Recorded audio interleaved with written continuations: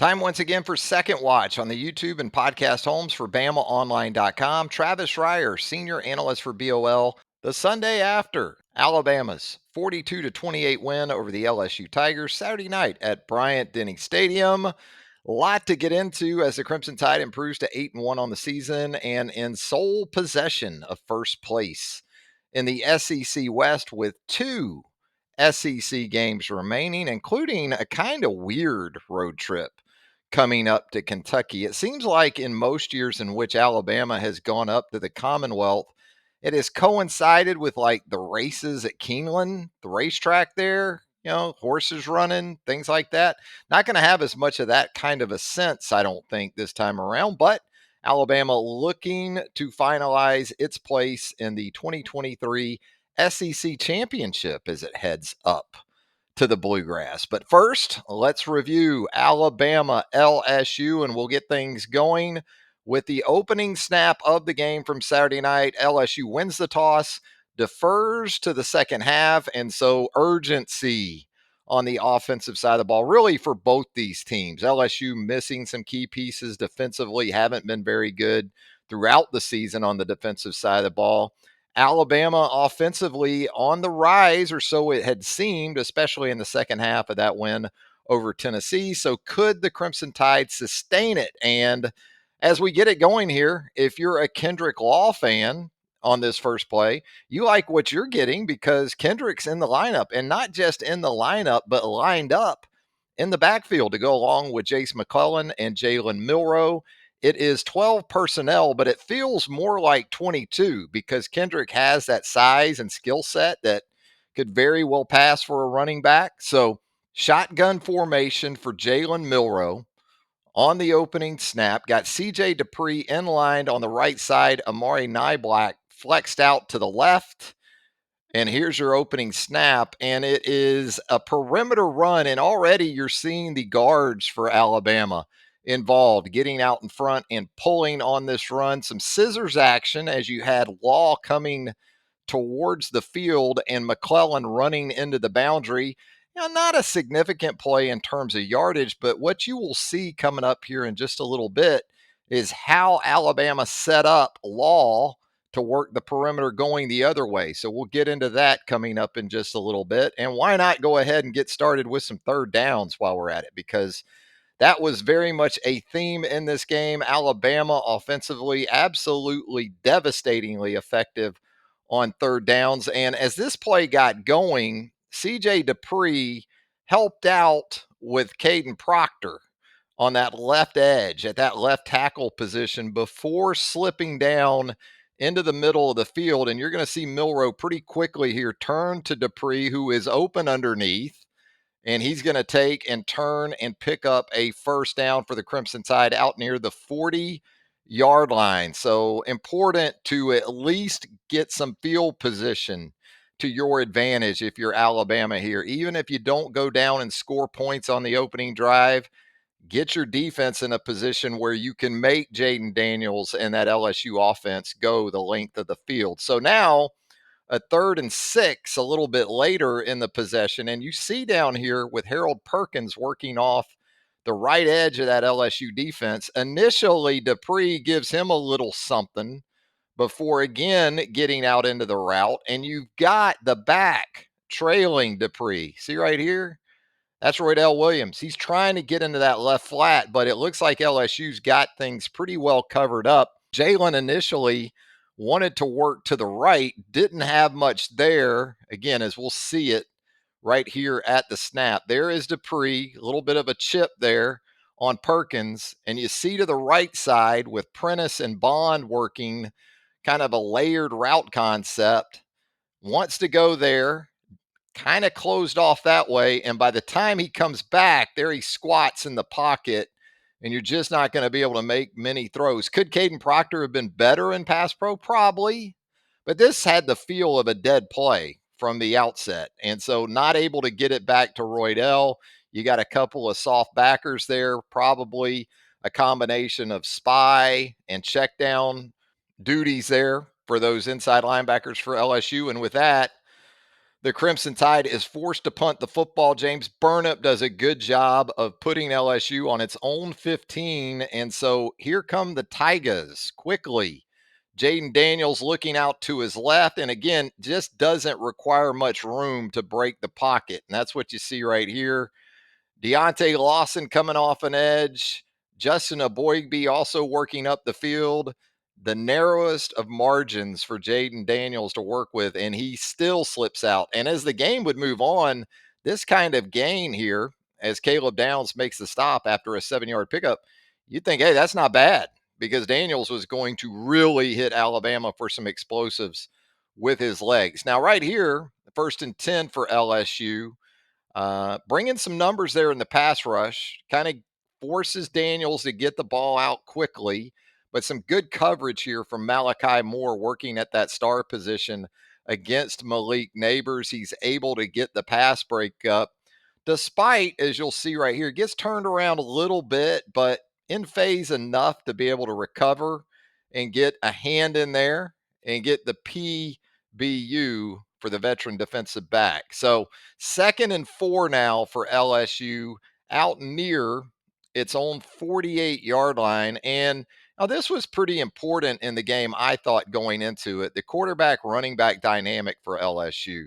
Look, I didn't see Jaden Daniels going off to the extent that he did in essentially 3/4 of work on the ground.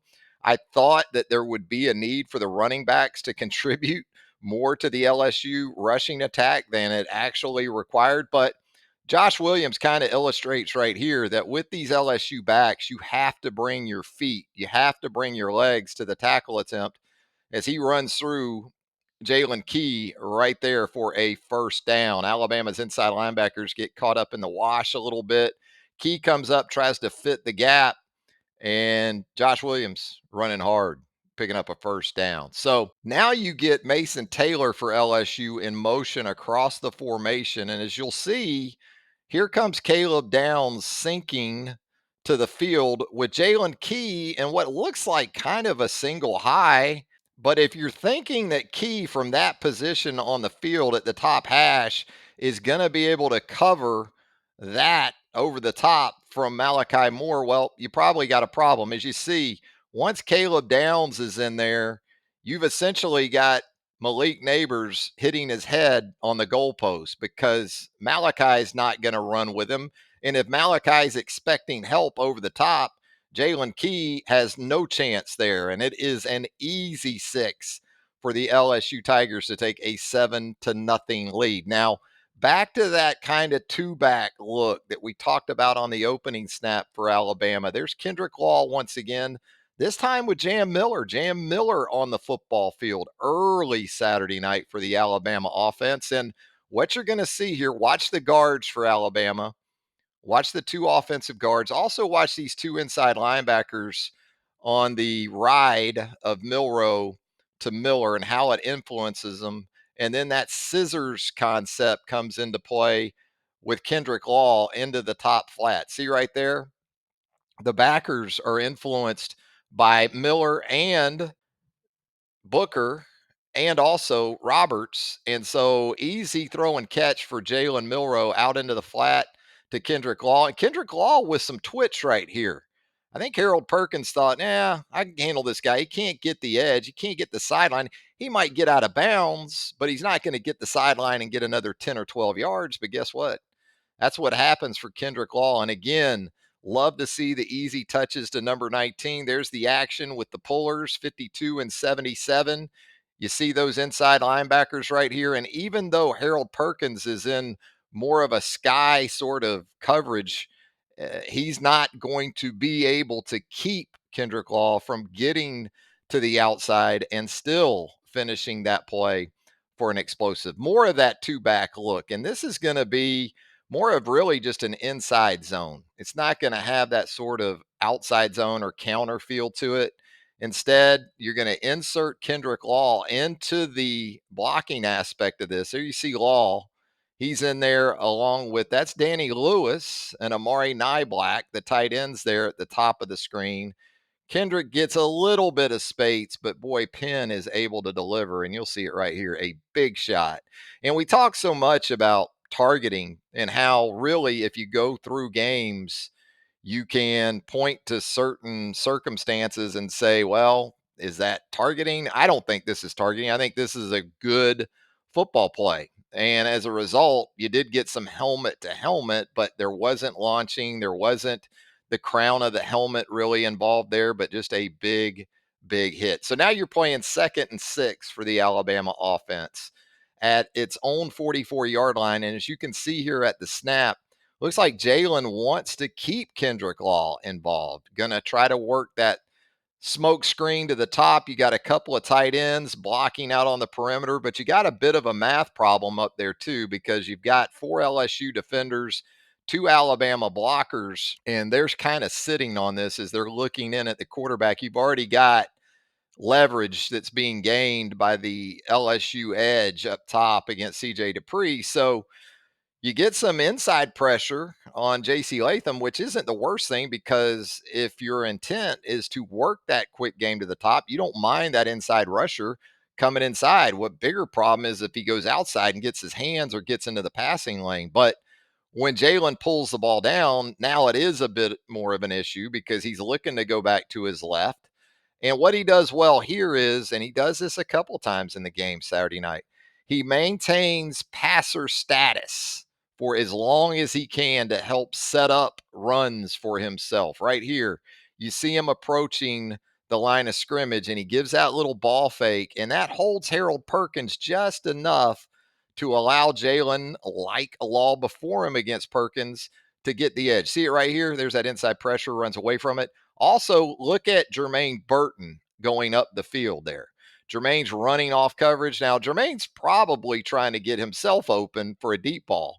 But even if that doesn't happen, he helps create space for Jalen Milroe here. And see Jalen threaten with the pass, and you'll see Perkins' hands go up just a little bit right there. And that's enough to allow Jalen with that speed to get to the sideline. You'll see it one more time right here. That kind of stalls Perkins just enough to allow Jalen to do his thing. So now you're working a concept into the boundary with both your receiver and your back. As you see McClellan here leaking out to the flat, and you've got this linebacker Spates in conflict now because you've got behind him Kobe Prentice working a sail route to the outside. So Milroe's really got 2 options there. He could come down to Jace McClellan, or, well, you can just throw it to a wide open Kobe Prentice, and he chooses the latter wisely as Prentice himself picks up an explosive play in the passing game. You see the replay here. You kind of see, watch Jay slip out right here, and then you've got the bottom receiver running off coverage, Jermaine Burton, and look at all the space you've got now down here towards the Alabama sideline. Either way, Jalen Milroe was going to be just fine with an accurate ball. Now 1st and 10 for Alabama at the LSU 23-yard line. What I like here was the decisiveness on this 1st down. Go ahead. If you got a design run, and I think this was a design run, I guess there could have been some RPO involved, but the blocking scheme to me speaks to design quarterback run all the way, because you see Burton, he's coming down to pin that edge defender into the boundary down here. C3 down here. And then you've got Nyblack at the snap coming across the formation as really a puller. He wraps around, pin and pull, and your defensive back for LSU takes a pretty bad angle, which just makes the job all that much easier for Nyblack. And as a result, it's a walk-in for Jalen Milroe right here. Watch it again. Watch Burton to the far right come down on 13. And it's not really a crack. It's a shield, you know. And then you've got Nyblack wrapping around. And then, boy, just nothing in the way of run support, edge support there. You got those inside linebackers kind of thinking about Jace McClellan to start that play, too. And that helped create some space going the other way for Jalen Milroe. So 1st and 10 now for LSU. We're only midway through the 1st quarter. It feels like we've played for 2 days. So Jaden Daniels' turn. And you see down here at the bottom of the screen, Terrion Arnold matched up man for man, and this is excellent coverage against Lacey. Watch this. He pretty much runs the route, maintains phase, gets that hand in there. Excellent. Big night for Terrion Arnold, who came back from an injury. And we'll talk about the importance of that, especially in the second half, being able to get him back on the field and NFL type of tape for Terrion Arnold on Saturday night. So now it's 3rd and 12. And what you're going to get here is Daniels dropping it down to Mason Taylor. And after the catch, you're kind of thinking this could be a first down right here. But to his credit, Christian Story gets just enough of Mason Taylor to keep him short of the sticks. And you're thinking, well, it's still 4th and 1. LSU has this big offensive line. LSU has these physical backs. LSU has this runner at the quarterback position. So, with all those things in mind, it was a little bit of a surprise that Brian Kelly and the offensive staff elected to throw the football. Now, this particular play felt similar to what LSU employed on the 2-point play to beat Alabama last November, except it entailed Mason Taylor out in the flat. But you're going to see motion into a stack. Alabama's got it matched pretty well, but if you noticed right there, low snap to get this play going. And I think that was critical in this. Not that Malachi Moore doesn't deserve a lot of credit for his play right here on Brian Thomas, but watch the snap once again. I think it throws the play off just enough that even if he doesn't need to feel rushed, Jaden Daniels does just a little bit. And the throw is inside, which it needed to be for Malachi Moore to have a chance to make that play. And so Alabama, once again, man, some big spots on 4th down this season. The Crimson Tide has come through and it does it once again right there. Moore hustling to get that hand in there. And it's a stop for the Crimson Tide. Alabama is able to get LSU in a 3rd and 3 situation where LSU is running guys off the field. And the guy that LSU's running off the field is Harold Perkins. And if you're Alabama, that's great. You love seeing Harold Perkins running off the field on 3rd and 3, even if he's the 12th or 13th guy or the 11th guy. Doesn't really matter. And that was the situation for LSU here. Now, look at Caden Proctor right here. Look at these. Look at these 3 LSU defenders. 1, 2, 3. Look at big Caden Proctor. He just engulfs these defenders. And Jace is able to pick up 5 and get a first down and keep the possession moving along. Some pretty good play design there by Tommy Reese. Good execution by the offensive line. You'll see it once again. You get these tight end, CJ Dupree, Caden Proctor moving out.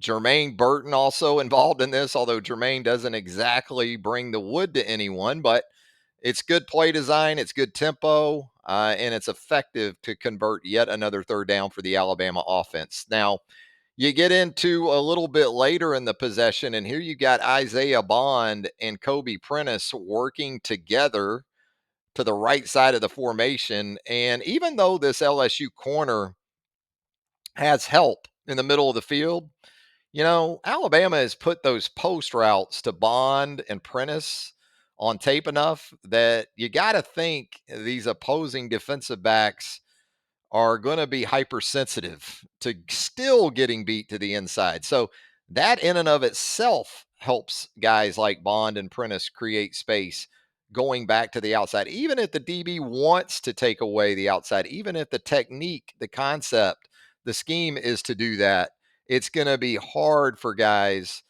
not to want to take away the middle of the field. So Bond's able to cut it back to the outside. Ball is good enough, and it's an explosive for a first down. So 3rd and 1 for Alabama from the LSU 4. Looks like it's going to be the tush push. If you'll notice here, though, where Caden Proctor and Amari Nyblack are down here at the bottom of the formation, you're not really covered. I mean, you got a linebacker walked up in there, but you don't have a big. The bigs are essentially guard to guard, really trying to take away that push aspect in the A gaps there, right behind the center. Jalen, either on his own or through film work or maybe both, I think he notices that soft spot. You can kind of see him looking that way right here and wisely elects to take that route. And he's going to get the first down no matter what. But he ends up using his 220 pounds to run through a corner here. And if that were not enough, Jam Miller with emphasis there to finish it off. There you see it. Good stuff by Jaden Proctor. He still ends up getting Spates, the linebacker, and that's no match for him.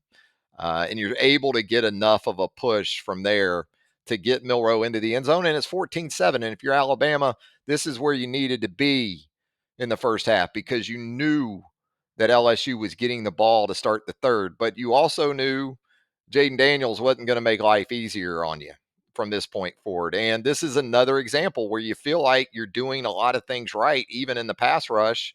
You've got one of your best guys right there in Chris Braswell. I don't think Chris was reckless in his pass rush, but all it takes is maybe a half step, a half yard too much up the field.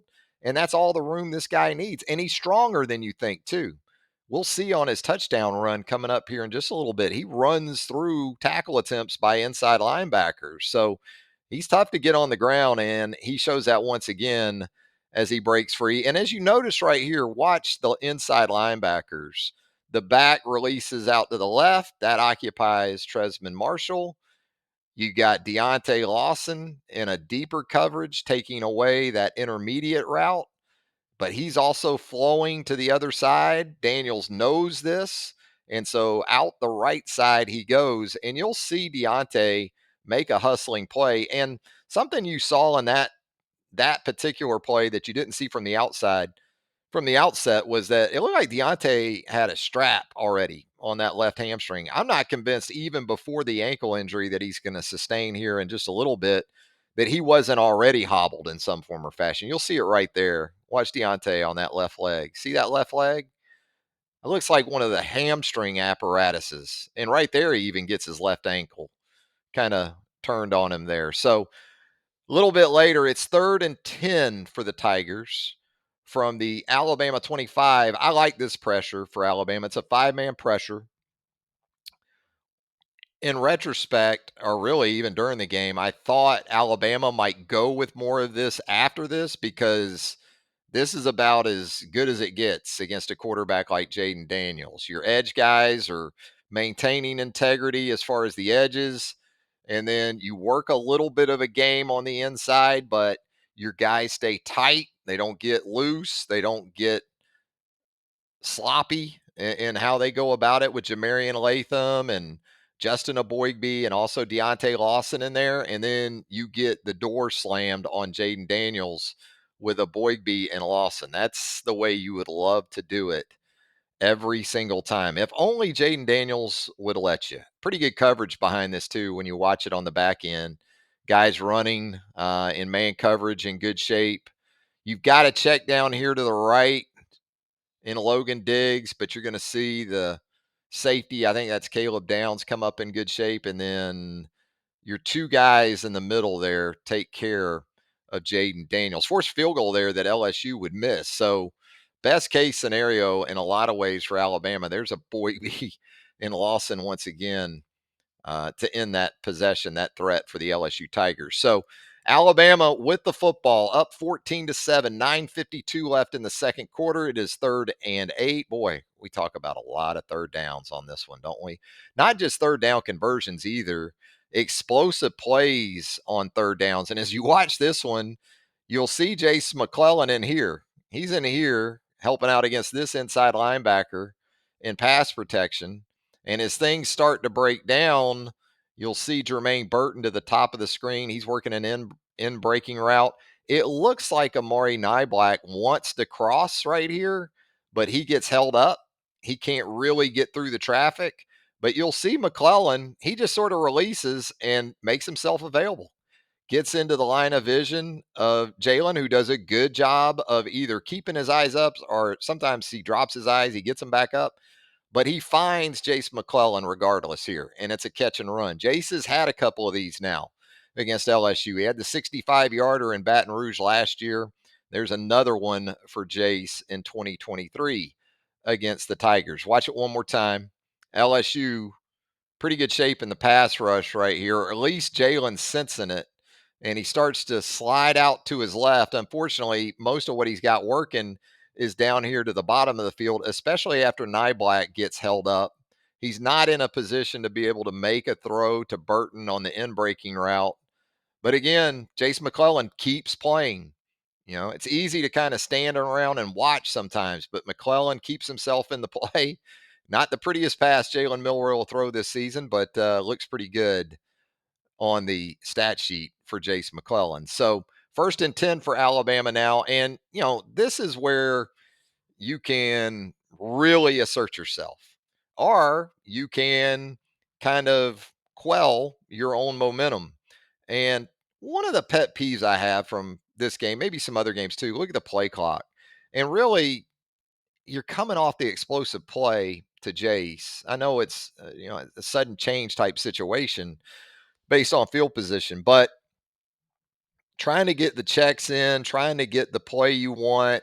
Sometimes you get rushed, and sometimes or oftentimes that will lead to a false start, a pre-snap penalty, and unfortunately for the Alabama offense, that's what we see right here as you see the play stopped. And it's just a momentum killer because you go from on the drive, potential to go up 21-7. Now you're 1st and 15. And look, Alabama did a nice job really all night, kind of overcoming negative plays and penalties. That was maybe the biggest separation in the game. Alabama overcame those. LSU, not so much as we go through the game. We'll see more of that. But you end up with a longer field goal for Will Reichard than it needed to be. And he misses for the first time in the 2023 season. Wasn't a great night for Will, but he misses that field goal attempt. You come away with nothing. And now you're kind of on your heels all of a sudden because here comes LSU and Daniels once again playing a 1st and 5. This is nice stuff from Justin Aboigbe, who you can already see right here getting up the field, being disruptive, getting a clean win there, and then stays with it and still makes the tackle right there. Heck of a first half for Justin Aboigbe, who finished the first half with 6 total tackles to lead the Crimson Tide. So now, a few snaps later, it's 1st and goal. And you look at it, and it's 3:19 left in the second quarter, and the score is 14-7.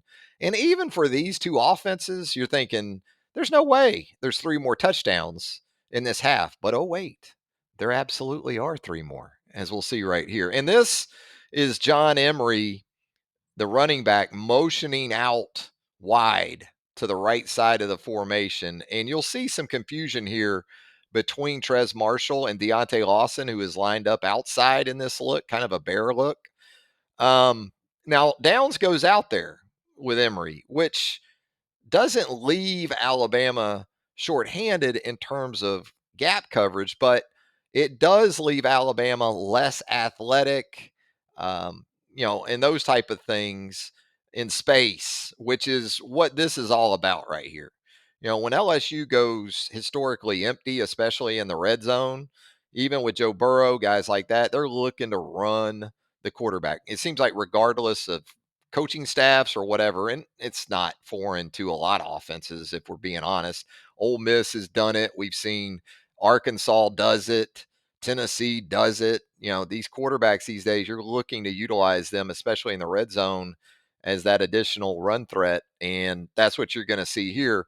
So Downs goes to the top of the field with Emery, and you can see Trez Marshall and Lawson, they're kind of talking, and there's some confusion there. So even though you're okay in terms of coverage, when Deontay gets pushed inside just a little bit right there, because he's probably anticipating uh, Daniels trying to hit him more in there. You get 2 guys in a gap, basically, because see Marshall's in there now too. But Marshall still has a chance right here. He's got a chance, but as I talked about earlier, Daniels will fool you sometimes too because he'll run through some of this stuff. 1, 2, 3 guys. He essentially is able to make his way through. There it is again from a little higher vantage point with Emery out to the top, and he's just up there to get a guy out of the box, as we know. And the guy he gets out of the box is probably Alabama's best all around tackler, who you want involved, probably, I would think, right here. And so Daniel's able to get into the end zone, and it is a 14-14 game. 3rd and 3 for the Crimson Tide.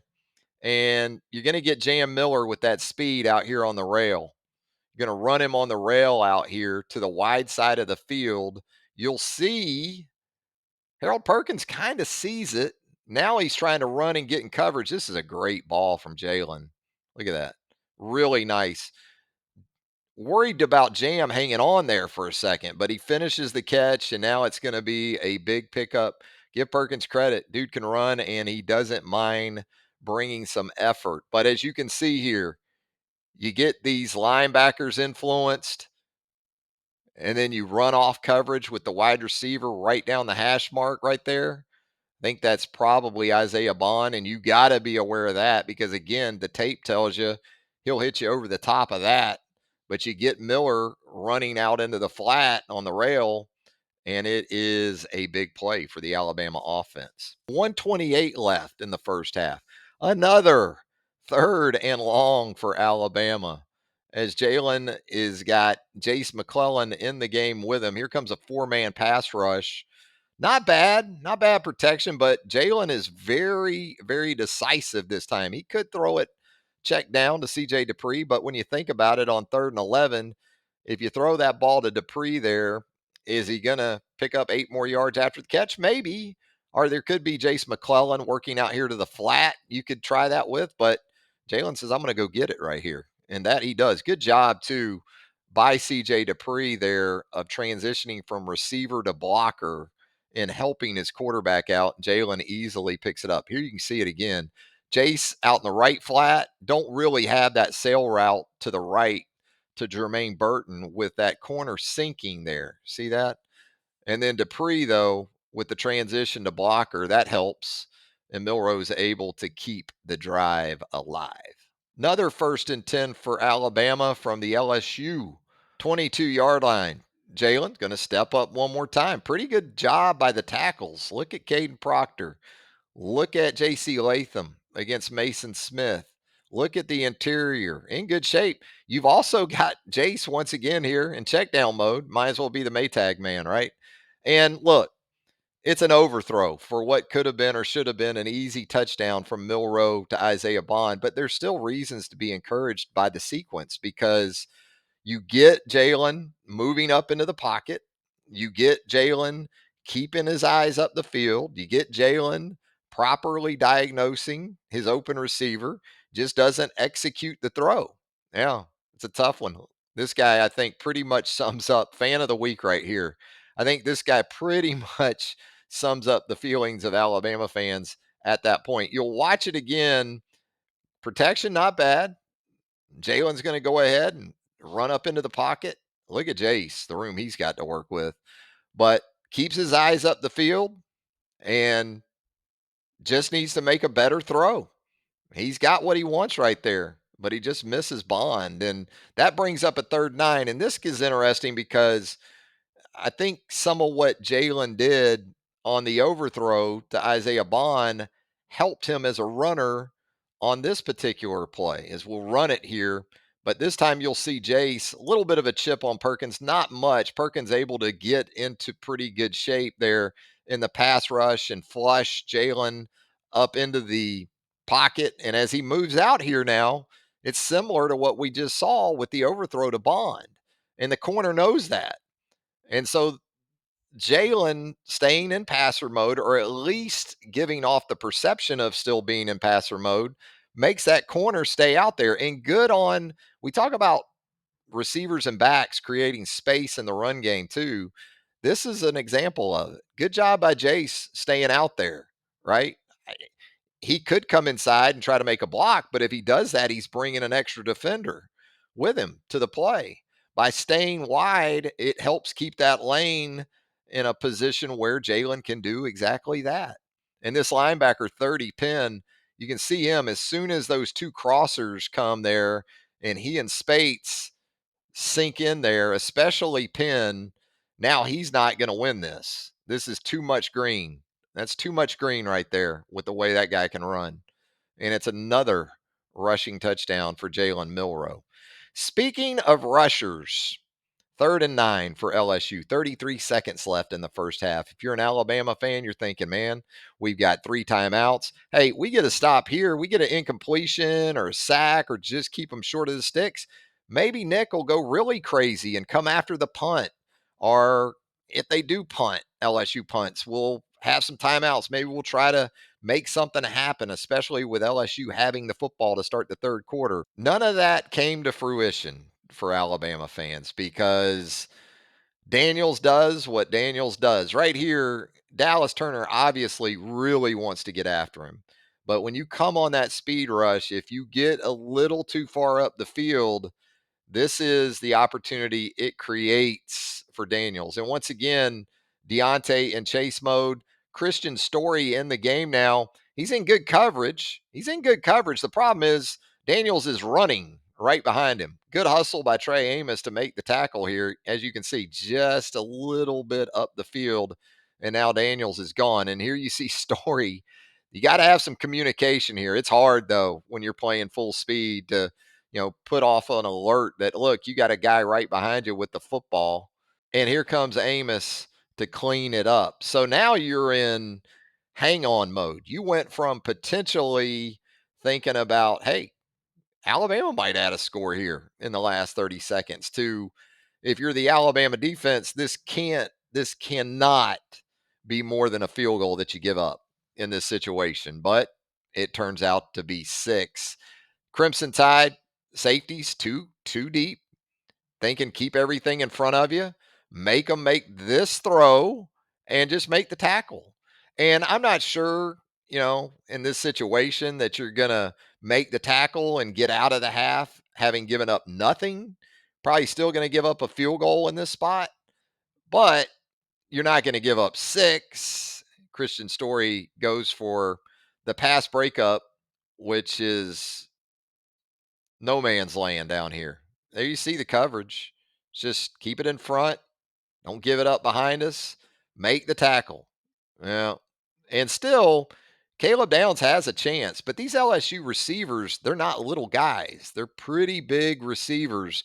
Lacey in that group. So even though Downs comes over and gets a hand or a two on Lacey, he's able to work through it and spin into the end zone there, and it is a 21-21 game at the half. And in terms of the things you absolutely did not want to happen, here it is. LSU not only ties the game in the final seconds of the second quarter, but gets the football to start the third quarter. And the Tigers get going with some quick game to the outside. But boy, Terrion Arnold, again, so important to get him back in the game after the injury in the second quarter. He shows why, for one of many reasons. Right there, he gets his head across, blows up that smoke screen. Here's Daniels on the 1st and 10, and I honestly don't know how you play this any better than Malachi Moore did. And that's exceptional coverage, but the ball placement and the finish by Neighbors is hard to beat. You're not going to beat it. So now LSU in a tie game with a 1st and goal from the Alabama 2 in 14 personnel, a back and 4 tight ends. And you'll see Alabama's interior does a pretty good job here. When you look at Tim Smith, Tim Keenan, Jaheim Otis, that interior trio, essentially from guard to guard, they provide the resistance. And you get the 2 inside linebackers up into the gaps, but you just don't get enough of Josh Williams. You don't get him on the ground. And then down here, you get Justin Aboigbe and Chris Braswell a little bit inside. And once Williams is able to bounce out of that, it's an easy touchdown. And Williams has been tough on Alabama the last couple of seasons. You'll see it here from the overhead shot. Watch 50. Watch Keenan on the ball, on the nose. Yeah, that's good stuff. You got him until you don't. So, I mean, that's the difference in a touchdown and potentially playing 2nd and goal from the 3 or the 4, because that could easily have been a tackle for loss, but it's not. And so LSU goes back ahead by a touchdown, and we're not midway through the third quarter just yet. So, everybody's got a thought on turning points in games and biggest plays in games and those type of things. And look, in this game, I think there's three, four, maybe five you could point to. For me, when this play happened, I remember thinking, this is huge because LSU is up 7. Alabama has a 3rd and 10, and you've got to maintain pace at this point because you haven't shown that you're really going to slow down this LSU offense. So this is another 3rd and long. Alabama has obviously been very effective. And so midfield, Jalen's going to take the snap, and he doesn't waste a lot of time. He gets a little bit of heat at the top of his drop. Proctor gets his guy outside just enough. J.C. Latham's having no problem. The interior guys are taking care of business.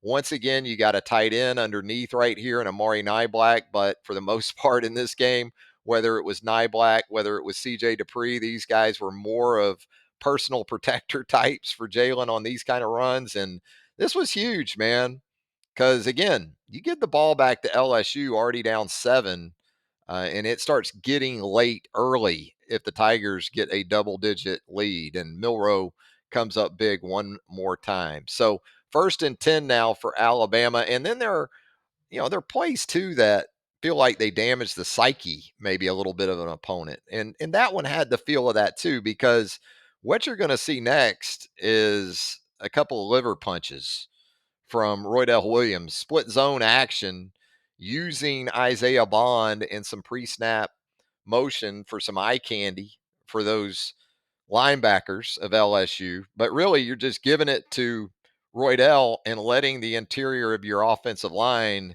do its thing. And that's some good stuff by Jaeden Roberts, Seth McLaughlin, Tyler Booker. You'll see it again right here. Watch 77, what he does to 99 with that initial thrust. He reestablishes, redirects 99. That helps open things up, and Roydell doesn't waste any time. Runs with power, runs behind his pads.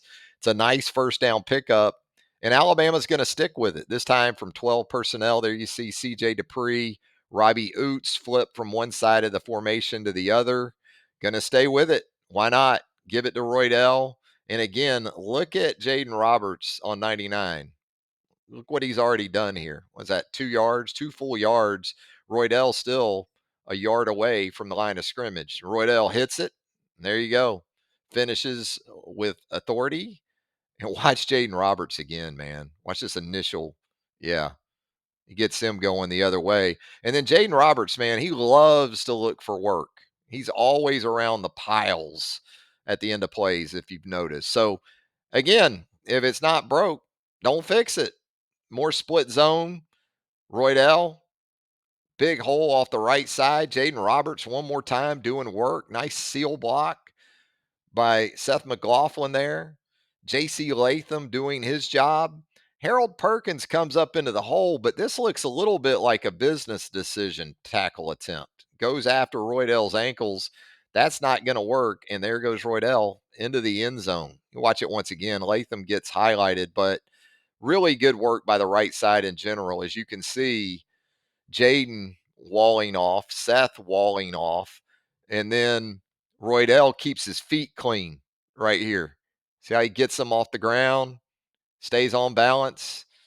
That's what we've seen from Roydell a good bit this season, and it has proven very effective. So now you're tied at 28, 7:30 left in the third quarter. Roberts looking to throw. He gets flushed.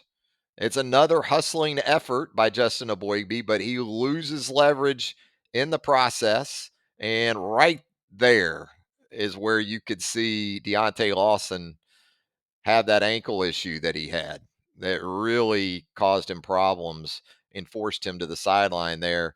And this also sets up kind of another big moment, I thought, in the game. So it's a 2nd and 7 play, and Turner's able to get enough pressure to force Daniels to spin out of the pocket. And that's tough on offensive tackles because they don't always know. They rarely know where their quarterback's at.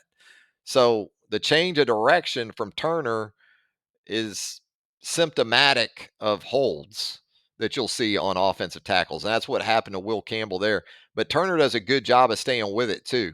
You can see the flag come in there from the official. And There was a time, right, when you just had this white hat back here. Now you got the extra official that I think was implemented in large part because of spotting the football with these tempo offenses and the speed of the game and how it was moving so quickly from snap to snap. But Daniel still beats it, and he's off and running once again. You see the flag, so you know it's a hold.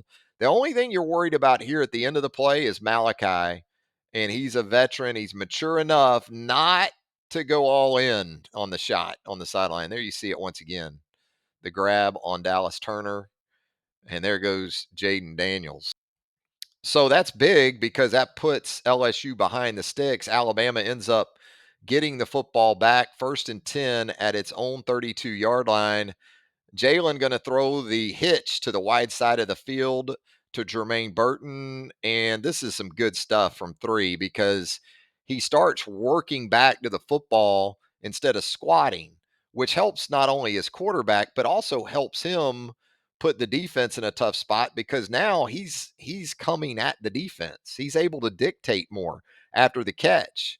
And so that momentum taking him back to the inside helps him set up a move back to the corner, which gets him how much? Another 7, 8 yards after the catch. Good stuff. To Jermaine Burton. More of Roydell Williams on a split zone concept. Good stuff here, picking up the edge from across the formation by CJ Dupree. Boy, this is kind of a repeat on these, isn't it?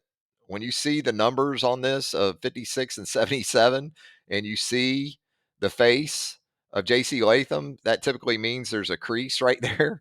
And that's absolutely the case for Roydell Williams right here as he takes Omar Spates for a little bit of a bus ride. There you see it. There, boy, good stuff right there from Jaeden. How he comes off and also watch Roydell right here. He presses the hole just right. He gives it just enough time. Boom. Jaden's able to get there, and now he's running through contact. 2nd and 4 for Alabama.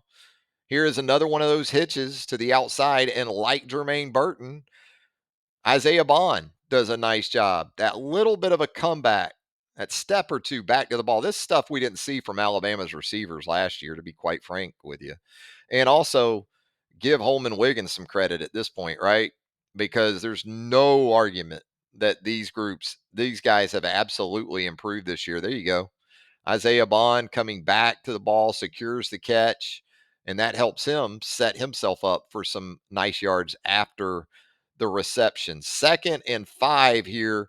Here comes that sort of slice action from across the formation. And now that you have gashed LSU with the split zone, you're able to keep those linebackers in there too with this action to Jace McClellan, but also because you've run this play into the flat with Bond and Kendrick Law and some of those guys, you've got defenders that have to account for him as he comes out here. And in doing so, that helps create a crease in the run game for Jalen Milroe. Watch these guys flow to 6 right here. 2 guys, and that's just enough once he makes his cut to get him into the end zone. So suddenly, the momentum very much in Crimson. And if it wasn't before, it definitely is after this. If you can't get home, get some hands up, do what you can to get in the passing lanes and perhaps create opportunities for your teammates. That's what Dallas Turner does right here, working against Will Campbell. Campbell doesn't get Turner's hands down on a quick throw to the edge, and that's tough. That's tough right there. What about that look? That's the look of I took the 3 and loaded up. That's what that look is.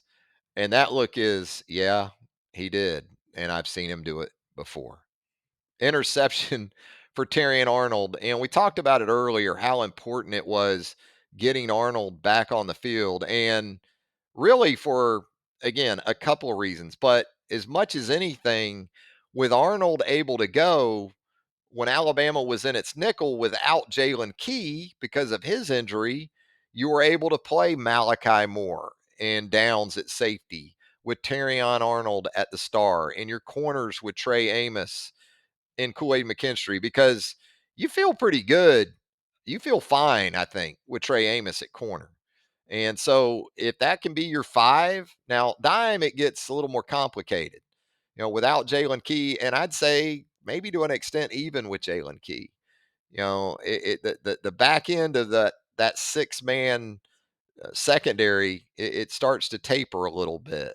And so it felt like, especially after Key went out, although as we'll see, Story did some good things. Alabama was now really a defensive back short, especially against an offense like this. A lot of offenses you can get away with it. This one, it's really hard to do that. There you see Turner getting into the passing lane and Arnold gobbling up the cookie. So now Alabama in a 2nd and 14 with a 7-point lead from the LSU 29. And here's more of that jet work. And this is nice because it's an easy touch, it's an easy reception, and it turns a 2nd and 14 into something manageable. As Kendrick once again with some nice cuts and also getting the job done after contact. There you see Jaeden Roberts. Got to be careful. Got to be a little careful. Well, I like it, but they will call you for some of this around the pile stuff.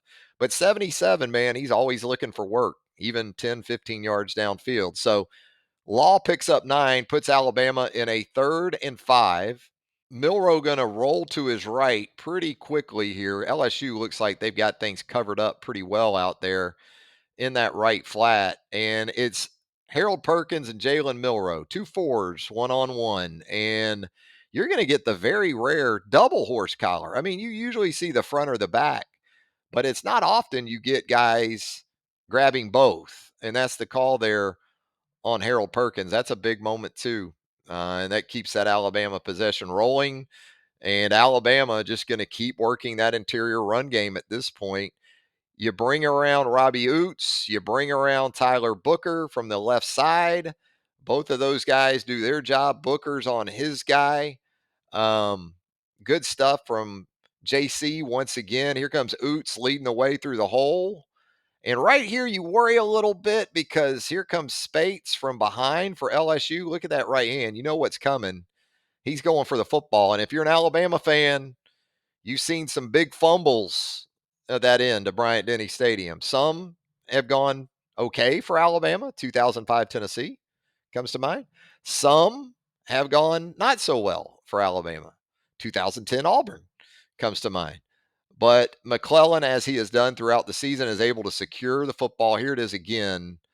Dupree doing his job up top, down blocks, and here comes Booker from that left guard position, gets his guy. Latham taking care of business. Here comes Oots. He's got his guy. And now Jay's going to hang on to the football there as he crosses the goal line. 42-28 now. And this is a play that undoubtedly will be talked about in the days and weeks to come. And I get it in terms of potential impact to the game. Again, Alabama's up 14, so we have to take that into account. We also have to take into account that there's still 13 minutes left in the game. And what we had seen from LSU, certainly to this point, was an ability to strike fast. Now, the last couple of drives hadn't been as good, but if you're thinking that it was a given that LSU was just done for the night with Jaden Daniels, I'm probably not going to be able to go all the way there with you. But right here we see it. Dallas Turner working against Campbell gets the early win to the inside, and now he is in full speed to the quarterback. And as we see right here at the moment of truth, he doesn't launch. Now, you can't really tell at that point what the initial contact looks like. Malachi Moore on the back end survives the deep ball to Malik Neighbors. And right here you see it. We slow it down, and it's not crown of the helmet. It's not forcibly, at least initial contact to the neck and head. Now, as the play, as you can see, you can you can see the top of Dallas Turner's helmet right there, very clearly. So I don't think it's a dirty play. It's a rough football play. And if you want to call it a personal foul or late hit, and I guess you could call that. But from what I know about targeting anymore, which isn't much, to be honest with you, because it seems like depending on the game I watch or when I watch, it's subjective as all get out. But what I've seen the last 2 years and two of the biggest moments that Alabama football has had is that those type of hits were not deemed as targeting. Saw it on Bryce Young at Tennessee last year. And I thought that was more egregious, certainly, if you want to talk about helmet to helmet and going high on a guy, than this was with Dallas Turner. And so the 15-yard penalty is in effect. Daniels has to leave the game. Garrett Nussmeier in now. Alabama in its, is that dime? It looks like dime, I guess. You got Jahad Campbell up in there walking out in coverage there. Nice job by Trey Amos and Christian Story on that 3rd and 10. And look, there's no doubt it got a lot easier for Alabama with Jaden Daniels out of the game, because now you can play to some of your strengths in terms of pressures and simulated pressures and kind of getting after Garrett Nussmeier in ways, just from a physical perspective, that you couldn't with Jaden Daniels. If you're wondering about Jalen Key, there's number 6 right there. He's in street clothes. He's in his jersey in a warm up, it looks like. So you know his status for the rest of the game. You had already pretty much known that. But a nice job there by Amos and Story. And so it is that time of the game, fans, where we get the inexplicable shotgun snap that goes off of Jalen Milroe unwittingly. And I've talked about it before. Alabama's been very fortunate to survive these throughout the season. And this is the latest example because, yeah, it's a 14-point game, but with where the football's at, look at these two LSU defenders. I mean, that could kick off of Jalen into the flat. 25 can pick that up for a defensive touchdown, and it's 42-35, and there's still 10 plus minutes left. So very fortunate. Again, that for whatever reason, the snap that goes off of Jalen ends up not only in Jalen's hands, but he picked up yards on the play. So now you've got a 3rd and 3 for the Crimson Tide, and Milroe is going to take advantage of that good fortune as he hits Jermaine Burton on a slant for a first down. Alabama proceeds to get itself in field position. What was this, 6-minute possession? Something like that. And this is essentially an end game scenario with Will Reichard. It was 4th and 1. Alabama had shown that maybe it might try to tush push it, Crimson Tide ride it, whatever. But with this guy in your back pocket, if you're Nick Saban, you're going to go ahead and take your chances with the 43-yarder from Will Reichard. The snap is good. The hold is good. Reichard gets the laces spun for him nicely by holder James Burnett, but looks like he just blocks this one out to the right a little bit. Doesn't maybe get that plant foot going up the field, more a little across his body, and just leaves it out to the right. And again, this is a spot kickers typically like to kick from on the field. They like that left hash. A lot of them do. Line up on that right upright, that right post, and just sort of have at it.